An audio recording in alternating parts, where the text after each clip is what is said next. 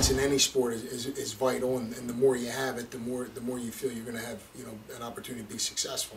And we came out of that game. We didn't play necessarily a pretty game or certainly a flawless game because we made our share of mistakes, but we played well enough to overcome some of those mistakes that we did make, and you hope that individually the players can draw upon that, and collectively as units, offense, defense, and special teams, we can draw upon that. And we're going to have to play well if we're going to beat New Hampshire at their place this weekend on their homecoming day.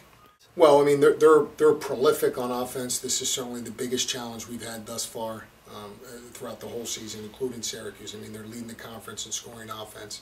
Quarterback is a very, very good player, makes a ton of plays with his feet. Isn't necessarily a great athlete, but keeps plays alive enough. The receivers do a great job with scramble and getting open when contain's been broken. So we're really going to have to stifle him in the pocket and minimize his plays, when he gets out on the perimeter, because he does a great job seeing the receivers down the field when he is on the run. He's not a guy that's going to always tuck and run and becomes a running back. So he kind of keeps you in the gray in terms of, hey, sometimes he's taking off, sometimes he's throwing the ball down the field. So we have to do a great job of staying in coverage and then really keeping him in the pocket with our rush. That's going to be critical. They're also a team that takes a lot of chances. They're going to, fake punts, muddle huddles, untraditional formations. Fake field goals. So it's one of those teams, a lot of unbalanced in formations that are what you would call non-traditional. So we're going to have to be on our toes for that. Defensively, they're extremely aggressive.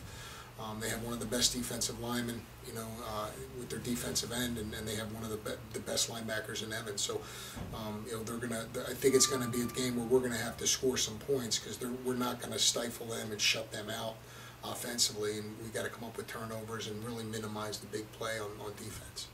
Bob and Steve are both going to play. Bob Benson and Steve Probst are both going to play. Bob's done a nice job in the last 5.5, 6 quarters he's been in there. He's given our offense a little bit of a spark, so we're going to go with Bob, to start the game on Saturday. But Steve's going to play, and both of those guys are going to be vital in terms of the success we're trying to bring to New Hampshire. And we're looking forward to both those guys, having a great impact on the game.